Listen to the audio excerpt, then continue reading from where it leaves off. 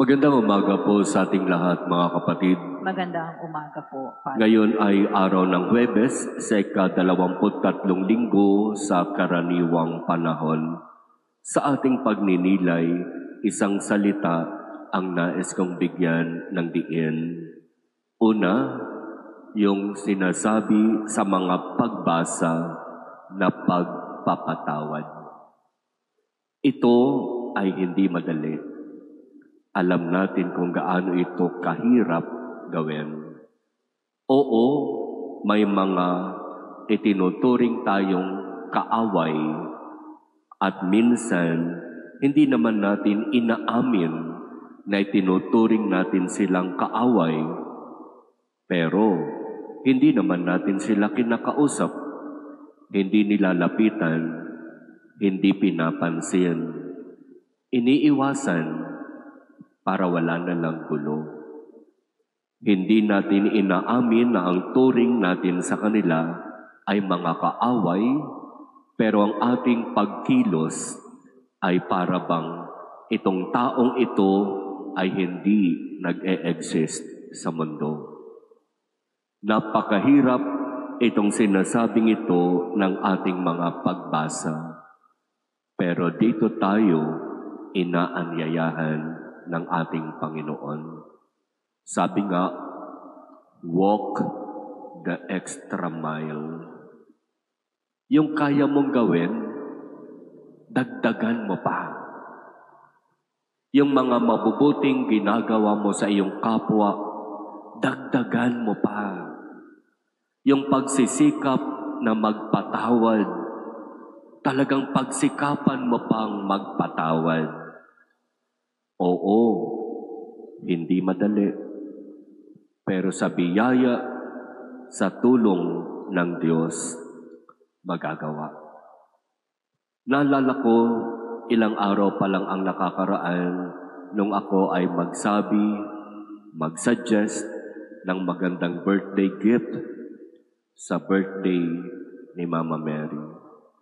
Sabi ko, pwede kayong mag-drive-thru, bumili ng burger, ipamigay sa mga nangangailangan dyan sa lansangan, o kaya bumisita sa may sakit. At ang isa pang sinabi ko, makipagkasundo sa kaaway. Nakakatuwa kasi sabi ng isa sa akin, Father, kaya ko yung dalawa. Pero yung pangatlo, hindi ko kaya. Totoo naman, mahirap magpatawad. Lalo na kung paulit-ulit na ginagawa ang pagkakasala. Lalo na kung pakiramdam ko, nananahimik lang naman ako. Wala naman akong sinasabi o ginagawa. Bakit ba parang galit sila sa akin? Bakit ba parang mainit ang dugo nila sa akin? At dahil doon, pinipili ko na rin ang umiwas, lumayo, manahimik. At sa pagdaan ng panahon, para bang ang turing ko na sa kanila, kaaway. Maaari kong kausapin lahat, maaari kong lapitan lahat, pero siya, hindi. Napakahirap itong sinasabing ito ng ating Panginoon. Pero kapag ginawa natin, nandun ang biyaya. Kasi bakit? Yung madali, yun yung palagi nating ginagawa. Pero yung mahirap, yun yung ayaw nating gawin. Di ba ang sabi ng ating Panginoon, sino mang nagnanais na sumunod sa akin, dapat magpasan ng kanyang krus araw-araw at sumunod sa akin. Di ba yung mga itinuturing nating kaaway ay isang masasabi nating krus sa ating buhay? Hindi natin pwedeng baliwalain. Hindi natin pwedeng basta na lang iwanan.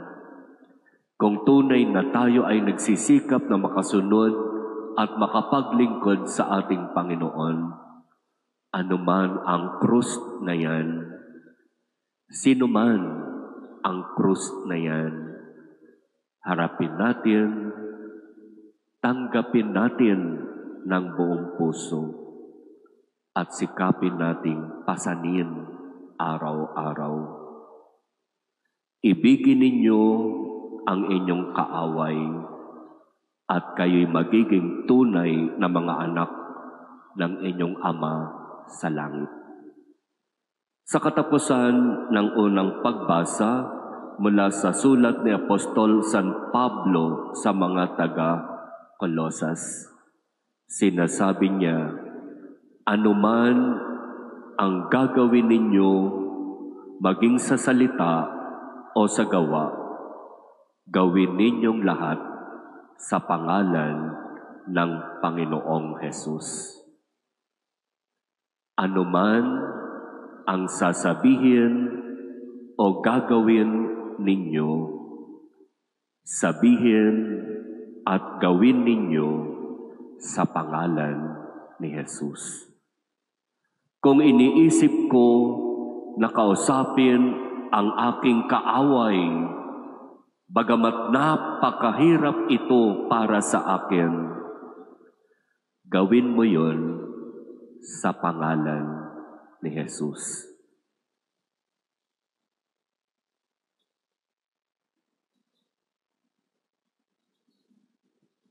Amen.